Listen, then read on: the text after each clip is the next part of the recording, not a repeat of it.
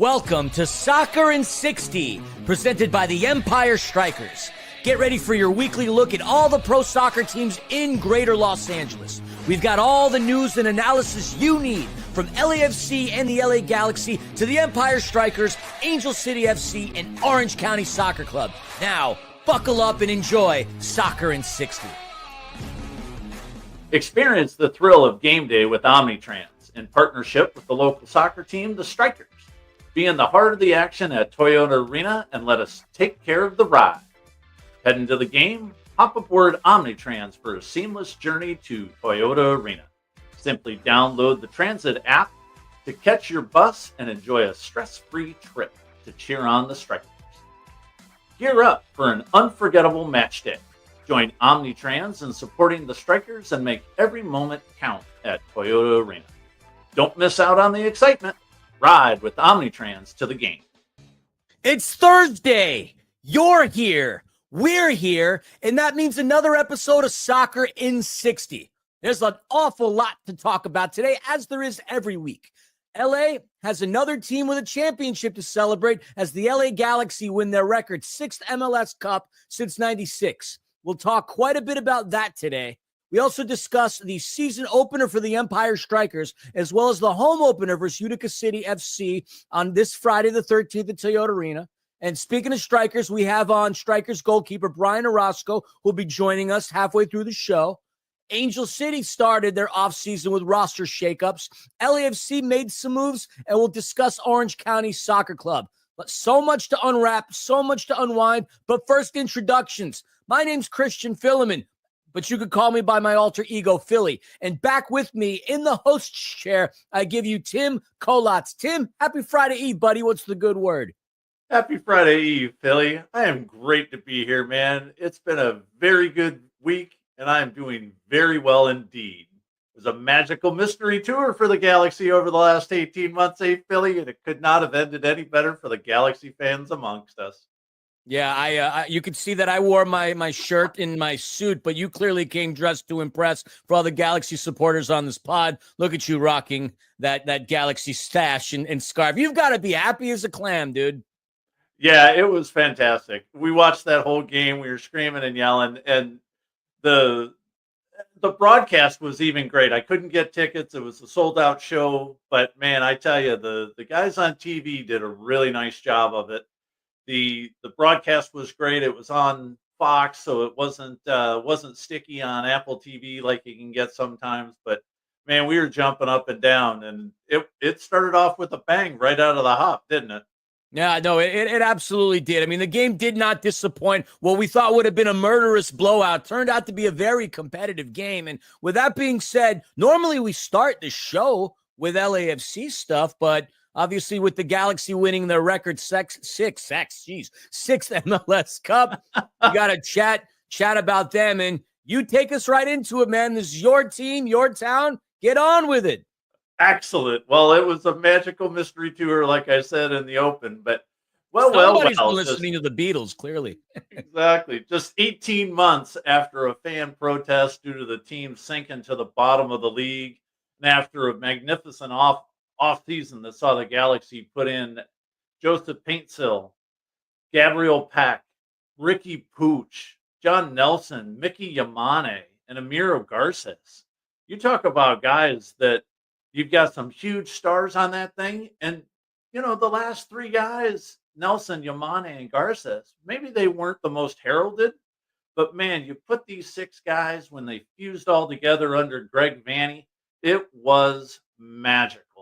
And Philly, having watched the Galaxy fall over the past prior years, could you have imagined that there would be an LA Galaxy Cup championship this season after what went on the last few years?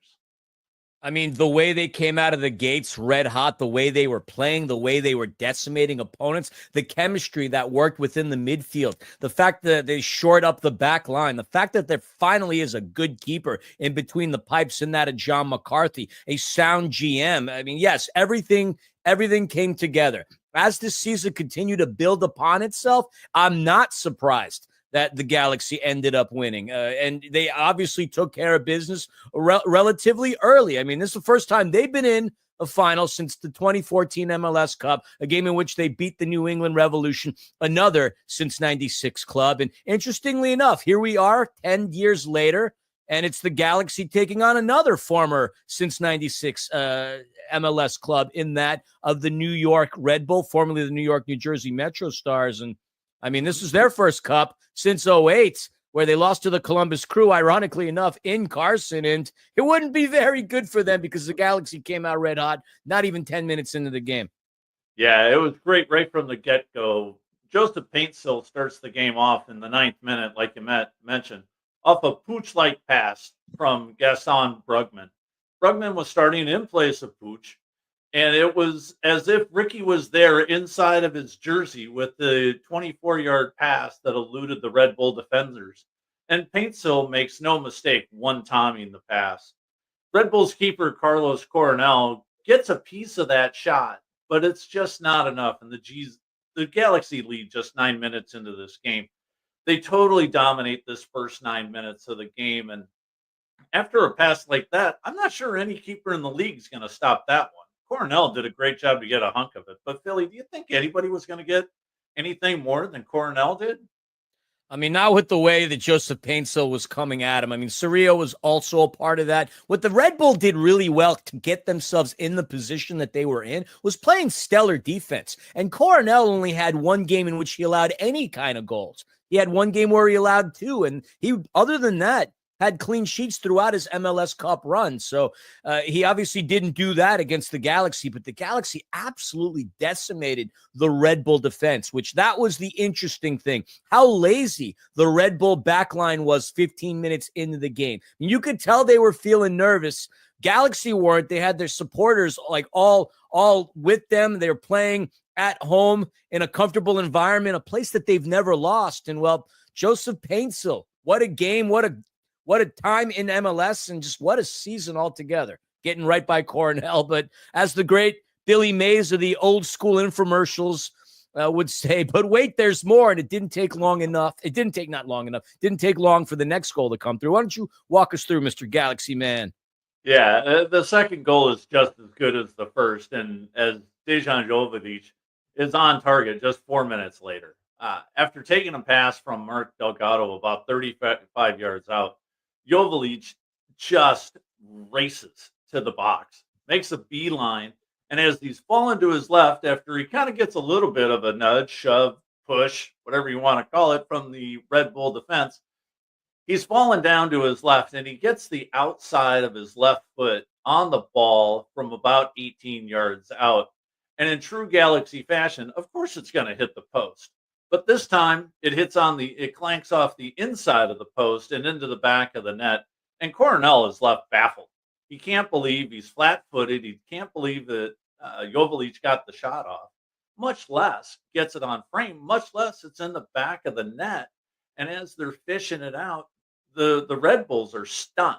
Here it is 14 minutes into the game. And the Galaxy are up 2-0. And it looked like the route was on. It looked like New Jersey had no idea. The back line, as you said, was they were looking around trying to figure out what position they should be playing. And I thought it was going to be 4-5-0 by maybe halftime. It was looking that way for a team that markets the product of a company that says our drink will give you wings. New York played as if their wings got clipped because they were flat-footed. The goals that the Galaxy scored, they were great finishes. But what was great was the build-up to it. The first goal by Paintsil, the pass, awesome. Then the pass into Jovic, he makes his run, and then he skirts one past Coronel. I mean, you're talking 2 goals within less than 15 minutes. And I know a lot of the Galaxy supporters were thrilled with the way Jovic gave his salute, kind of that Robbie Keane goal celebration. So I know that must have sat well with the Galaxy legend as he was in the audience. And yeah, they could have closed this out easily. The 21st minute, Gaston Brugman nearly had the nail in the coffin. But for the team that we mentioned had their wings clipped, they certainly started playing as if they had wings, because 28 minutes, like right before the half-hour mark, Shaw Nealis who had been getting absolutely torched by the Galaxy's attack, gets one back. But it wasn't the result of a nice buildup. It was just the result of bad backline defense, something that the Galaxy hasn't had in the later parts of the season. But had they been able to clear that ball a little more efficiently, I don't see Nealis getting that opportunity. I mean, he had a touch to himself, and then he blasted it past McCarthy. That wasn't because the Red Bull had a nice run-up. It was just due to the fact that the Galaxy weren't great with clearing the box. But yeah, the goal by Nealis was also pretty outstanding. Yeah, and you're right. Set pieces early in the season had been the death knell to the Galaxy, more so on the road than at home. But this one was just terrible. The back line couldn't clear the ball out of the box. 4 or 5 touches by Galaxy, a couple by the Red Bulls, and on a maybe ill-advised tried overhead bicycle kick to get the ball out of the box. It lands right at Nealis, and Nealis does a great chest and volleys this thing right out of the air. And a full stretch diving John McCarthy to his left just can't even get a fingernail on it. And this thing's, like you said, 28 minutes in, and we're 2-1, and the game is on. Now it's just incredible. The wings have arrived on the Red Bulls, and they're getting after it. And after that goal, what do you think is going on inside the Galaxy's head? Are they freaking out? Or are they going to be comfortable because they got 26,000 people cheering them on behind them? I mean, be it ever so humble, there's no place like home. We heard Dorothy say it for decades now. I think the Wizard of Oz might be going on like 100 years now, close to that. We're getting pretty close to it. So no place like home has been going on forever. So clearly they were comfortable within the confines of Dignity Health Sports Park. Now, this isn't a team to get rattled. I mean, if you think about it, Tim, you followed them very closely going to games and everything throughout the course of the year. This is a team that normally would get involved offensively late in the game. Better, more so like a second half team late. But they came out of the gate strong.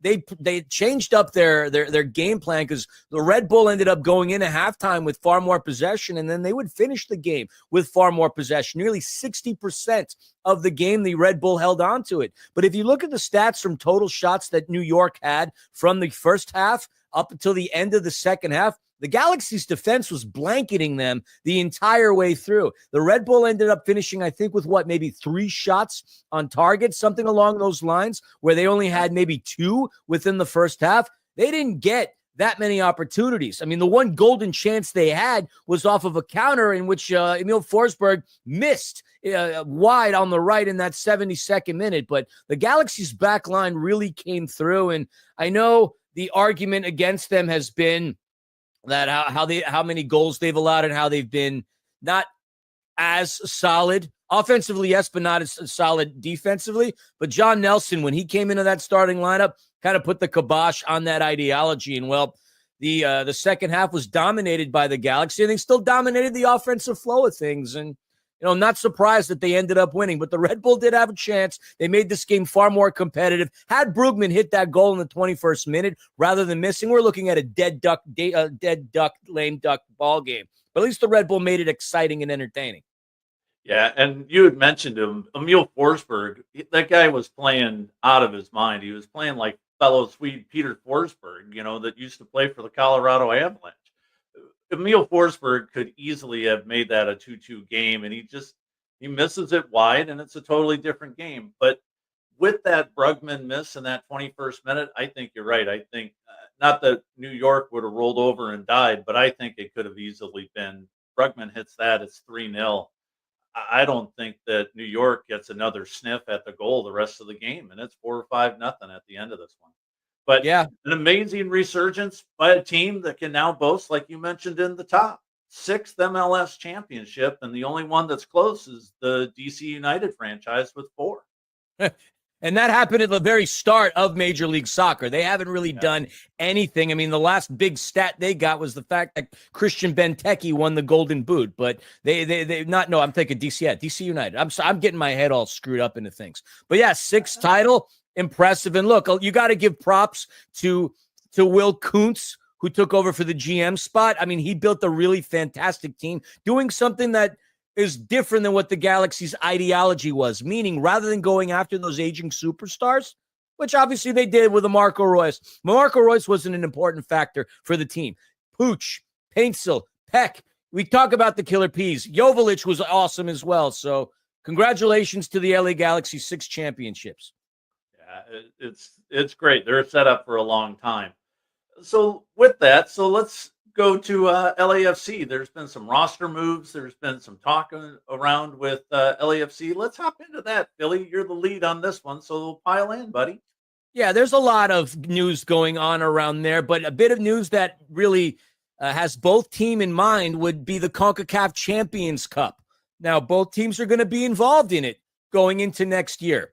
The Galaxy get the bye, so they're going to get the winner of Real Salt Lake and Herediano. And we'll be doing a nice CONCACAF Champions Cup preview as we get closer to it. It'll be taking place in November. So the February. We're not even in November anymore. Still thinking about Thanksgiving. But the Galaxy have a bye, so they're automatically into the round of 16. And who knows? They might get Real Salt Lake. They might get another team. Now, I bring that up because LAFC, they got in by virtue of their, they got themselves in by virtue of advancing to the League's Cup final, which they ended up losing to the Columbus Crew. And so they're in. They were part of a draw. And with all the exotic places one can go to. Last time LAFC was in the Champions Cup, got to go to Costa Rica to take on Alajuelense, a team that Marcelo Sarvas gets to the pod play for. And that was kind of cool. But you got, teams in Guatemala, teams in Nicaragua, teams in Mexico, and LAFC draws the Rapids. The Rapids. Tim, February in Commerce City, Colorado. Are you kidding? Yes, exactly. Are you I'm a little penguin. I'm a little penguin, Philly. I'm Chilly Willy.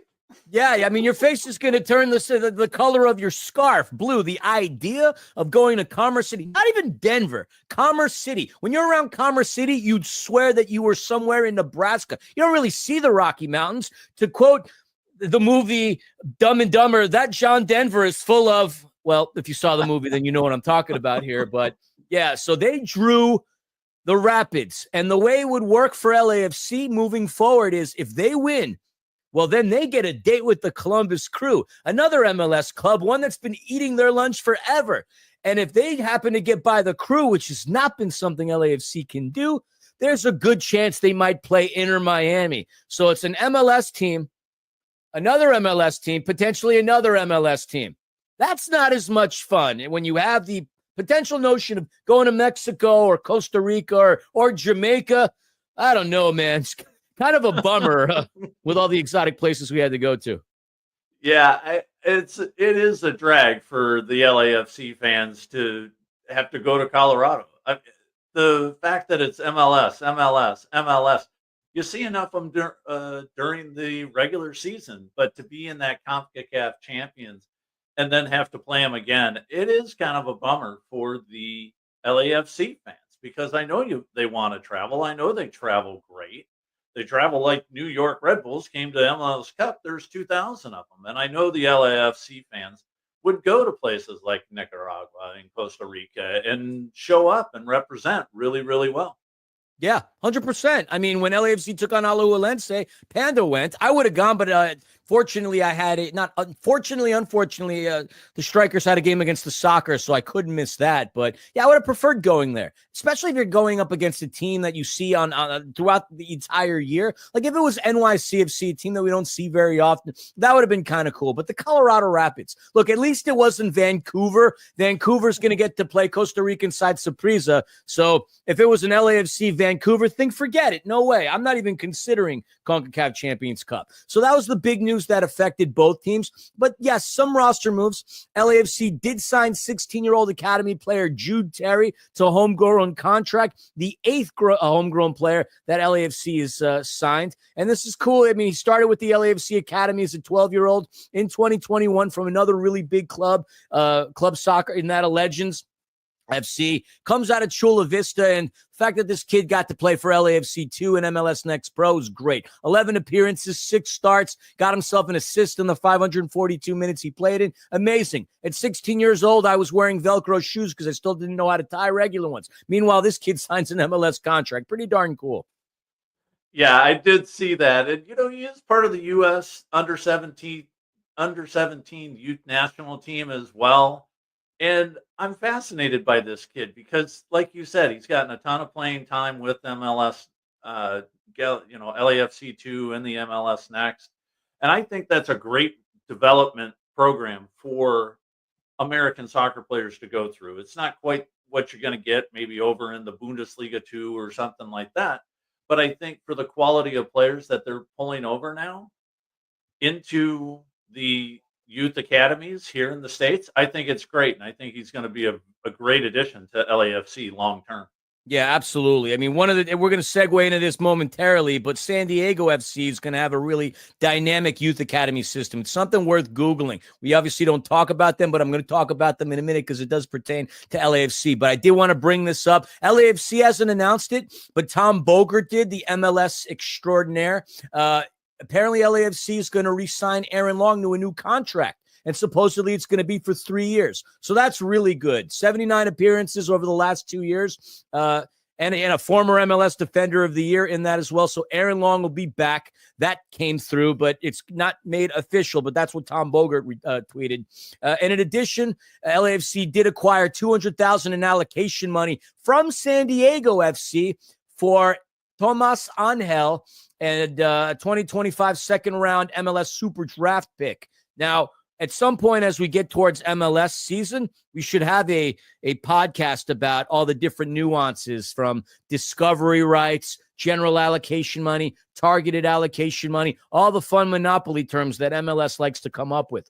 But Tomas Angel will be heading down to San Diego. He didn't really play that much for LAFC. He did manage to get 5 appearances. He scored a goal, only played a few times for LAFC too. Ends up going to USL, playing with Phoenix Rising, where he made 14 starts among his 15 appearances and scored 3 goals. So the kid can play at that level, and he's going to get an opportunity to shine for San Diego FC. And whether or not that had any thing to deal with what happened today with the expansion draft, I don't know. But the MLS expansion draft for San Diego did take place earlier today, just a couple of hours ago, and LAFC had a slew of players that were not protected. We're talking Carlos Vela, Eddie Segura, Ilie Sanchez, Kai Kamara. There's a big list. But this Tomas Angel thing, I'm sure paved way for the fact that San Diego FC would not have to take any of LAFC's players. So doesn't mean that trades won't happen with the players I just mentioned.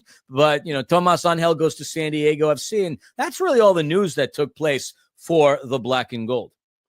One last thing, Philly, before we run away from LAFC. Do you believe Carlos Vela will be back in Black and Gold next season for 2025? I mean, I didn't like the way the season ended out for him, and there was a lot of speculation as to why he wasn't around for the postseason.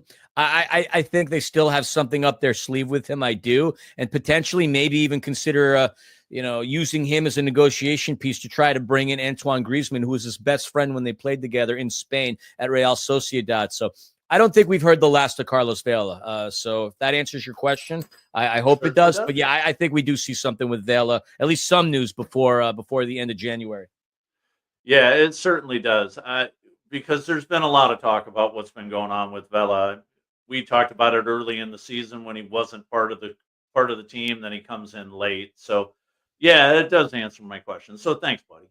Yeah. Hey, let's move over to move on to the Empire Strykers and a lot of MASL news. The Strykers did have their season opener last week, and our guest a little later on today is going to be Brian Orozco, who is the starting goalkeeper in that game. The Chihuahua Savage, 2-time defending MASL champions, and they kind of took it to the Strykers. But there was some good things that came out of that Strykers game, don't you think? Some good plays, some good camaraderie, don't you believe? I mean, for me, like, first and foremost, like, the Savage are a team that have been together for years. Even the players that they signed, they've been competing against one another, with one another. I mean, this isn't a team that's brand new. They've been together. They're back-to-back champs. Strykers trying to find an identity. So it wasn't the greatest performance per se. I mean, there were moments in which the Strykers did have a competitive streak. I mean, the goal that Munir Alami scored off of the Quentin Swift header-to-header scenario, that was great. They really hung in with them the first 10 or so minutes of the quarter. Then the Savage really just took off, did their thing. We had a goal by Abdul Mansoure. Marco Fabian did his thing, but statistically, the Strikers did outshoot the Chihuahua Savage 40-32. So they were competitive in it. But look, the Savage, again, a team together for a couple of years, back-to-back champions. I think the Strikers, there is a lot of good stuff to come out of this. Quite frankly, Tim, like, nobody really wins in Corner Sport Arena anyway. I'd hate to say it. Right. So as we finish up with that Savage game, let's bring in our guest. Brian Orozco, starting goalkeeper in that Savage game, is here with us today. Philly, why don't you give him a proper introduction? Yeah, our guest, a native of Guatemala and the Inland Empire. And, well, we'll have to ask him how that's possible. But having spent time with the Academy of Guatemalan Giants Comunicaciones, he played for San Bernardino Valley College before signing with MASL outfit Empire Strykers. After beginning last season as a backup, he pounced on his opportunity when it came, making 12 starts in the latter half of 23-24. Subbing in a Friday's opener against the Chihuahua Savage, he impressed with several key plays and a 7.27 save percentage at merely 23. God, he's so young. He's been called up to the Guatemalan U17 side and the senior futsal side as well, and the U.S. Arena national team. It's a pleasure to have with us Brian Orozco. Brian, welcome to Soccer in 60. Hello, guys. Thank you for having me. It's always a pleasure seeing you guys and being here with you guys. Always a pleasure to see and chat with you, my friend. We're gonna have plenty of time and plenty of convos with the season. Looking forward to it. But look, before we get into all the soccer stuff, I wonder if you can paint a picture of who you are away from the field. You're a kid yourself, but do you have kids? Are you all about family? Do you go bungee jumping? Do you write novels or collect vintage cars? And if you could collect vintage cars, you got to tell me how you came up with that money, because that's an expensive hobby. But what do people need to know about Brian Orozco, the person? Well, obviously, it's really hard to find someone that's so involved in soccer to have another life on the side that has nothing to do with soccer. My whole life is soccer. But I mean, I'm a huge family person. I'm very close to my family, my mom, my sister. Specifically. I love to go to the gym. I like being around my friends and just do normal things. Like you said, I'm 23 years old, so I'm still learning to live life and stuff, but enjoying the process of it for sure. Blink 182 wrote a song about that, and that's about the time. Anyway, it doesn't matter. I'm not going to sing here. You probably never even heard the song. Anyway, that doesn't matter. Here comes a brutal transition back to the sport that we all love because, well, it's why we're here and it's so fun. Most of the time, anyway. Now, our producer, Gunnar, told us he remembered a situation in training when you took an absolute bullet of a shot to the face and stayed down for several minutes. Now, him playing goalie himself, he wanted us to ask you when you first realized that you're a little crazy and willing to run toward things most people would run away from. Well, I think that just it comes inside of you, as keepers. I hear it all the time. My teammates will tell me, "Yo, we thought being an outdoor keeper was crazy, but indoor, that's a whole different level." And it's true. Being an indoor goalkeeper, it's a little scary, but with time you get used to it. You get used to the fact of not, or learning how to take those shots to the body and stuff, especially to the head. It's definitely painful, but I mean, it's the position I love, so I got to accept the fact that there's going to be some risks that I got to take, Brian, I love that you're willing to take that risk. And let's chat Chihuahua for a second. We were talking earlier about the game kind of being a nutshell of last season for you, in the sense that you're not the starter in the beginning, but then you get your opportunity at some point and make everyone go, "Who the heck is that guy?" It made us wonder. Do you relish having to prove yourself? Does it even maybe give you that little extra motivation, that chip on your shoulder to show everybody what you're made of? Oh, of course. I love showcasing my skills. I love going out there and showing who I am as a person and as a player.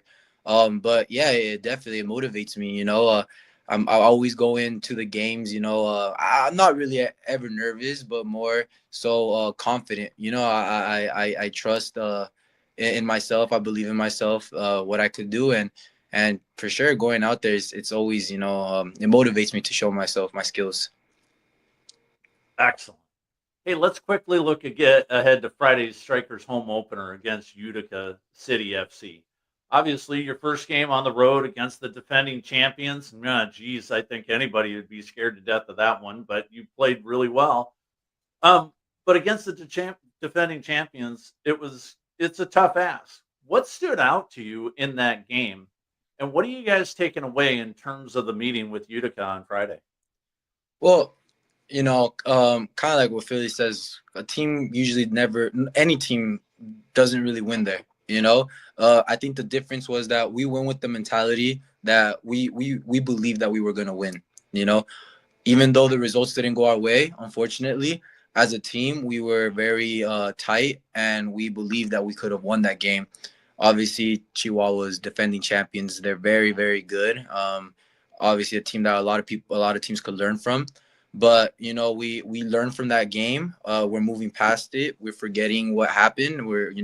It's still very, very early in the season, barely our second game. But we're for sure ready for Utica. We've been working very hard. All the guys on the team, we bought into the system, to the new culture that we have going on in Strykers, and we're very confident that we're gonna be a team that's gonna shock the league, especially this upcoming Friday. We're very. Oop, we're having some technical difficulties with you. Can you hear us, Brian? Oh, all right. So I guess while he's fixing the technical difficulties, look, Utica City is a team that was awesome last season, Tim. They were the second highest scoring team in the Major Arena Soccer League. So they're going to have, the Strikers are going to have a tough time against them, but it's a completely different looking Utica City team. Like, they don't have Frank anymore, no Mo NDI, no Dylan Hundelt. So it's going to be a completely different look for Utica City, but Utica City's going to bring it, man. I know that's for a fact. Oh, yeah. Now we hear you. Did you? I guess you didn't. There we go. All right, cool. Hey, all good, man. Technical difficulties were not beyond our control. We got this. All right. We had Daniel Gonzalez on the show a couple of weeks ago, Strykers assistant coach and goalkeeper coach. He told us that all three goalkeepers in camp have done extremely well for themselves, and he doesn't envy a head coach, Anu Obasi, for having to pick a starter. Is that how you've experienced it? Has it just been extremely competitive between you and Clayson and Brandon? Yes, of course. I think it's the talk around the whole team, around especially other teams as well, not just our team. This year we have all three of us. We're all in shape. We're all healthy. We're all competing for a spot. Of course, we got Clayson, that is experienced goalkeeper in the league, has won MVP goalkeeper of the year. We got Brandon, that started last year but has already been called up to the Mexican indoor national team twice. So that's another keeper that has a lot of qualities. And then me, that I'm still learning and still growing as a player, as a goalkeeper. It's a tough one for sure, but it's very healthy to have this competition. We're only pushing each other to become better. We're supporting each other. We us three know that there's going to be times that one of us may not play, but we have each other's back. And at the end of the day, what we care for the most is the team's results, and we're going to be there to help each other out. But yeah, a lot of competition in goal this year for sure. All right. Well, I mean, it's always a good problem to have. Obviously, throw Clayson in there. Now you got three people working. Hey, we're all here for the greater good. Now, I mentioned in the intro that you've got close ties to Guatemala. In fact, you don't only have dual citizenship, but you actually spent part of your youth in Guatemala. If you don't mind, can you talk to us a little bit about that? Like, when did you live there, and what brought your family here? And then what was it like for you experiencing such vastly different cultures growing up? Well, yeah, I mean, talking about culture, it's completely different. It's two different, countries, two different lifestyles. Everything's completely different. But I love being in Guatemala. It was a great experience. I actually I was living here in the US up until I was about 14 years old. And when I was 14, I got my first national team call up to the U17 national team for Guatemala. I went out there. I was on a 2-week trial with them, and I did well. And they wanted me to stay out there and sign to Comunicaciones. So that's when I decided I signed to Comunicaciones from the U15s all the way to the U20s. I did, preseason with the first team as well. I played a couple games there, and I was there all the way up until I was 17 years old, or 16 and a half, 17. And that's when I came back to the U.S. I decided to take the college route. I went to, San Bernardino Valley. And after being at Valley for a little bit, I ended up coming to, Ontario Fury at the time, which is now Empire Strykers. But, it was a great experience being in Guatemala. It allowed me to grow as a person, as a soccer player for sure. And it was an overall great experience. That's very, very cool that you've got such great memories of that. And staying on that subject, your resume actually includes invites to that national team, that under 17 football senior futsal national team. Tell Yes, me sir. what those experiences were like for you, and also given your mom and your dad raised in Guatemala, what's it like for the whole family to see you doing so well? Well, it's they're proud of me. My parents are both very proud of me. I think talking about the soccer side in Guatemala, my dad played professionally in Guatemala. He was also part of the national team. So a lot of people knew me as his son, and just being able to follow his footsteps. And people recognizing me because of his work ethic that he had when he was playing is pretty cool. My mom, she's my biggest fan. She's always there supporting me. She wants the best for me. So having her support, it's means a lot. And the experiences with national team is out of this world. It's a different feeling. Being able to represent your country, it's a great feeling. And I've been blessed with the opportunity to be able to represent Guatemala in the U17s national team and the futsal national team, and then the U.S. arena soccer. So being able to do both it's a privilege, it's a blessing for sure. That's awesome. So speaking of that, you did represent the U.S. and the arena soccer national team against Mexico. So the three of us, me, Gunner, Philly, we've all been thinking, let's say the U.S. was playing, let's see, let's pick a country. Let's pick Guatemala in futsal or arena soccer or mini football, and they both wanted you to play for them. Or let's say you're both prepping for a major tournament. Do you have any idea which one you would choose if they both tried to call you up? Man, it's a tough one. It's for sure a tough one. Um, I think you know uh, the U.S. has is well known. The U.S. they're known all around. Everybody knows who the U.S. soccer and anything is. I believe Guatemala, they're still growing. I think being able to win maybe a championship with Guatemala would mean a lot more, not just to me but to the country as well. So I think I would go around that route, but anything could happen at the end of the day. But any country that I would decide to represent, I would do with all the give my best to both countries, whichever one it is. But I'd be proud to represent either one. God, I love that. That's awesome. Hey, Brian, we really appreciate you hanging out with us. We got one last question for you before we let you take off for the rest of the day. I wonder if you ever think about what would make a successful career for you. Do you want to become a household name in the MASL? Do you think about representing Guatemala or the U.S., like we just talked about, in a major tournament? Maybe you have unfinished business in the outdoor game. Why don't you share some of your hopes, your dreams, your thoughts with us and the rest of the people fans listening? Yeah. So for sure, I think my dream is to continue to play soccer. Whether it's MASL, whether it's outdoor, whatever it is that comes up next. As long as I get to do what I love to do. But I like to look at what's my next step. My next step right now is finish off the season, give the best I can to become successful, not only for myself but also for the team to become successful. But as of now, I'm looking at the MASL. What can I do being in the MASL? And I would love to, one day be one of the greatest keepers in MASL. So I'm sticking to that route right now. I'm sticking to that, giving it my all, staying disciplined. I think that's what really gives us a long career, is being disciplined. So that's pretty much where I stand. All right, well, we certainly appreciate that. We appreciate your time, and you're already en route, my friend. I've seen you develop these past couple of years, and it's been a privilege. Good luck on Friday as the Empire Strykers have their home opener against Utica City FC at Toyota Arena this Friday, the 13th. Brian, thanks a lot once again, and good luck to you. Thank you so much, guys. I appreciate you guys. See you guys soon. See you soon. Brian. What a sharp individual. I like him. I mean, 23 to do the things that he's done, blows me away. I do say tongue-in-cheek that I didn't know how to tie my shoes as a 16-year-old. I mean, of course I did, but what a journey he's had. Amazing stuff.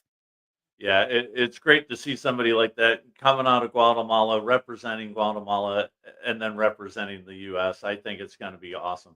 Yeah, so you need to do yourself a favor and look up Comunicaciones, because they're a massive club in Guatemala. I even have a scarf of theirs somewhere in my closet. Excellent. I love it. Well, again, the Strykers do take on the Utica City FC on Friday at Toyota Arena. Get your tickets. Come on down. Come on, hang out with me in Philly. I'll be there for the home opener. It's going to be a great time.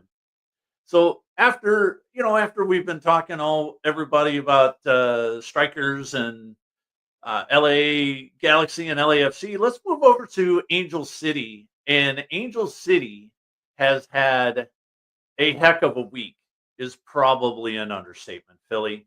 Knock, Tim. Knock. Knock, knock. Who's there? Housekeeping. Good Lord, AFC made some news with the recent housekeeping. It's unbelievable. Last week, just before the show broke, Angel City's general manager, Angela Huckley's Mangano. Yeah, it was crazy. She was the first to start this trend. Yeah, has left the team, and then breaking over the past day or so, head coach Becky Tweed has also left the organization. Again, like you said, housekeeping. They've come in. Apparently, a lot of the things that were going on during the season, the new ownership wanted to clean house very quickly, Philly. Yeah, I mean, look, Becky Tweed was put in a situation, as a result of the firing of Freya Kuhn. So, I mean, Becky Tweed did have the rest of the last season, not this past season, the season before that, to do something. And she had an 11-game unbeaten streak. Angel City made it to the playoffs. It was the first time in club history. She was a 2023 Coach of the Year candidate, got the gig in 2024. But as is the case in a results-driven business and a what have you done for me lately kind of a deal, it could be a very cruel business. And, well, the ownership didn't see to it that Becky Tweed would be the one. But, you get rid of Angela Huckley's Mangano, who had been there from the get-go. Then you have Becky Tweed and then 4 more players going to – it was Madison Curry a week ago. Tim, you got the list. I mean, some of these players, it surprises me that they're gone too. Yeah, it's amazing. Katie Johnson, Maggie Dougherty-Howard, Jasmine Spencer, and starting goalkeeper for most of the season, Didi Haracic. For most of Angel City, not just the season, just its entire inception. Yeah. I mean, you're talking about major contributors to Angel City since their inception, like you say. Yeah, I was shocked at the numbers of the names that were coming out over the past week. I was just really blown away. And then you look at some of the things like when they signed Emsley to a nice extension. Last week we talked about the backup goalkeepers getting extensions. So clearly, when they're signing these people, they knew that there was bad moon on the rise for some of these other players. Oh, you quoting Creedence Clearwater Revival? I love it. You're also showing us your age, but that's okay. I use the term outfit at some point talking to Brian, like, who says outfit? Like, people from like the Dick Tracy era use the term outfit. But look, yeah, I mean, you have Willow Bay and Bob Iger coming in, injecting as much money as they did. Angel City FC is the most valuable women's sports team in the world, not just in the NWSL, not just in the United States, in the world. So that extra Disney money is going to not only turn some heads, but sadly enough, probably cut some throats too. And that we've already seen them do that. They wasted no time. We're talking a couple mere few weeks, maybe. How long has it been since the NWSL final? I don't even know, like Orlando the champions. But yeah, they're cleaning house, and well, it's going to be an interesting journey because now it's not just the coach and the players. They go the notch above that. So it'll be interesting to see who they bring in to fill in all these spots that just have been recently vacated. Yeah, I'm pretty fascinated about that too, because they touted themselves as being one of the most diverse soccer clubs on the planet. They hired so many people, and I think they hired a lot of people that were not in the right seat, right? You talk a lot about putting the right people in the right seat, and there was a couple of people that clearly were not in the eyes of the new ownership, and that the sweeping changes needed to be made. So I think the next several weeks are going to be very, very interesting as to what happens with Angel City and how they shake up the rest of the NWSL by potentially poaching somebody else's GM and some of the other players that are coming in that they want to have on Angel City to fill up that stadium. Yeah, the fact of the matter is they've done an extremely great job from the business perspective. But as we know, in such a fickle environment like Los Angeles, you got to win. You have to win. And if the team's not competitive for another season, that's going to cause a problem. That's going to make season ticket holders start to second guess themselves like, sure, this is fun, but this team never wins. That needs to change in order for this project to truly make it to the next level. They not only need to win in the boardroom and within the sponsorships, they need to win on the pitch, because at the end of the day, that's the most important part of business. You're right.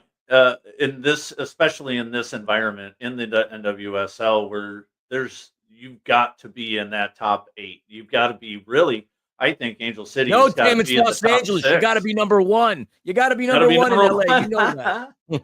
Exactly, because especially when you share the same stadium as LAFC, you've got to be able to put people in and say, I went to the Angel City game, not the LAFC game.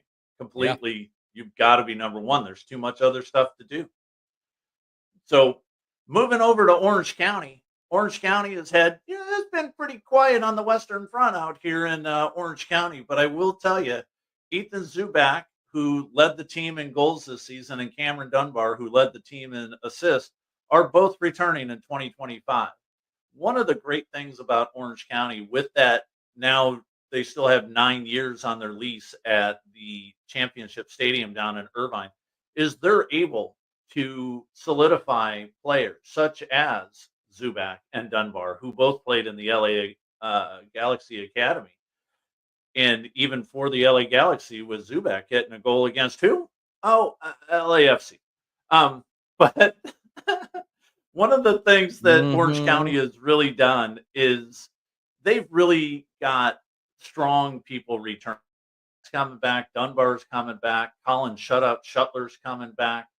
And Ethan was also named, Ethan's been on the show, Ethan's also been named Orange County Newcomer of the Year, as voted by the fans. And so when you get the fans behind you and you have a great ownership team and you've got a long-term lease on your place, Orange County is going to be really, really set up for the next 7, 8, 10, 12 years in Irvine, and they're going to do great. You are being highly ambitious and lofty with 7, 8, 10, 12. Can you make my stock market predictions in that same exact confidence? Yeah, I'll sure try, but you are the financial analyst among us. But jeez, Lord help all of us. One of the neat things with USL, even, and this goes league wide. Orange County had local TV. But you know what was really cool? Every team in the USL Championship, for the first time in league history, all had local TV deals. The championship match between Colorado Springs Switchbacks and Rhode Island FC drew record-breaking viewership. USL Championship soccer is clearly on the rise because overall, 20% overall increase in viewers, 25% increase in viewership on the home market front.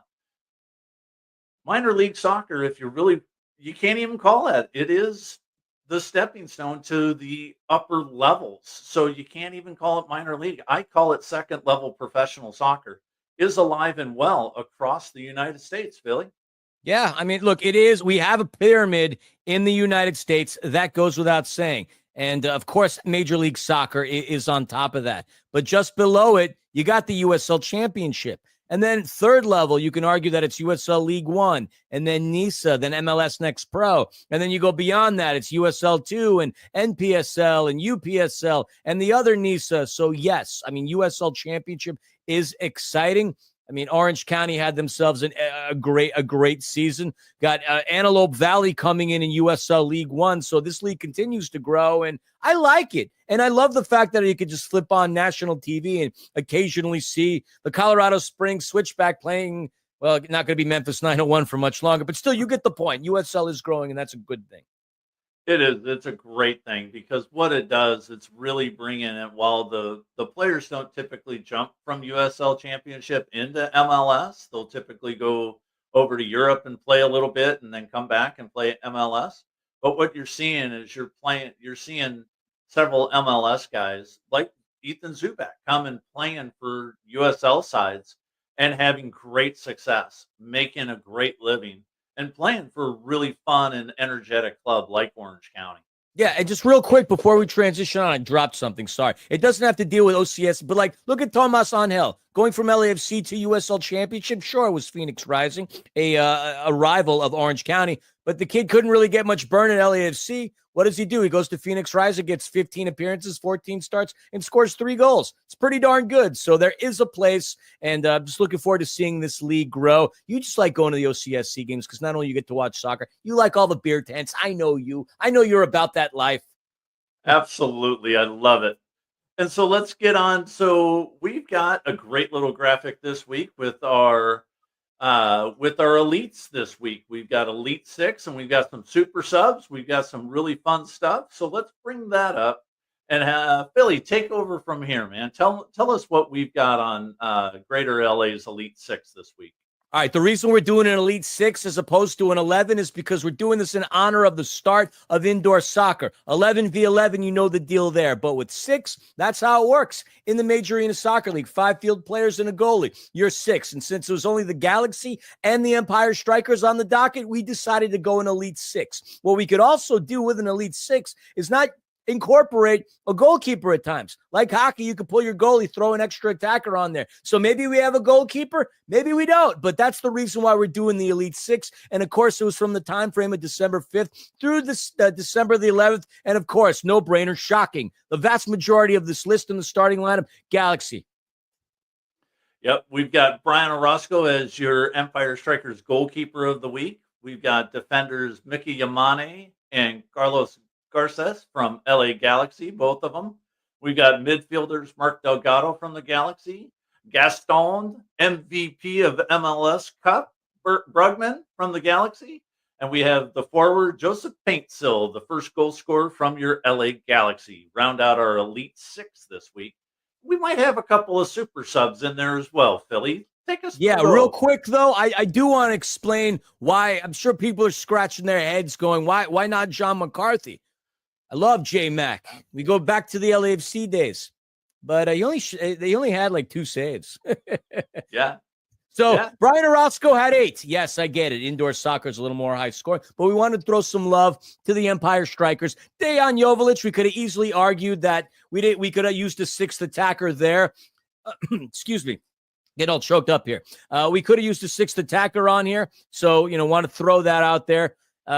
Maybe we could have put Jovic. He scored in the MLS Cup, for Christ's sakes. I mean, that's the go-ahead, the winning goal. Could have threw him in there. Marco Fabian had 10 shots with one of them being on a goal towards the end for the Empire Strikers in the game against the Chihuahua Savage. So he should get an honorable mention as well. Going back to Brian Orozco, I forgot the fact that he had like a 7.27 save percentage as well. So we'll make sure to say that. But the key person that I want to point out in this Elite Six substitution list of the Empire Strikers, Amanda Philemon.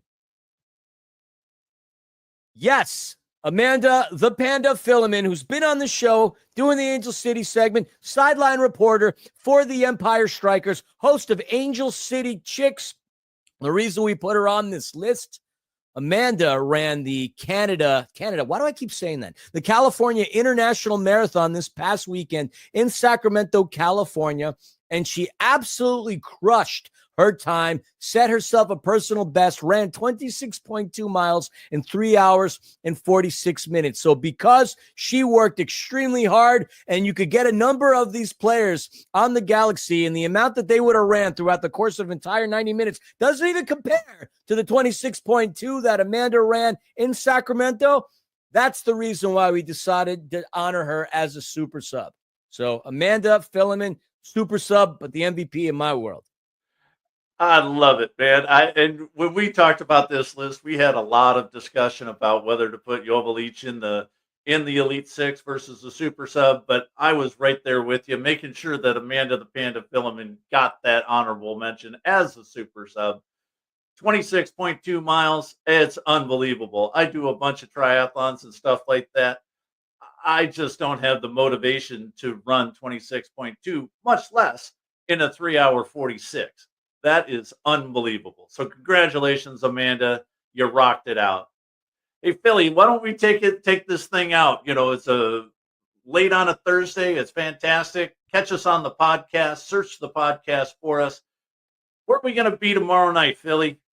Oh, we're going to be at beautiful Toyo Arena in Ontario, California for the season opener of the Empire Strikers, a MASL presentation on CBS Sports Golazo Network.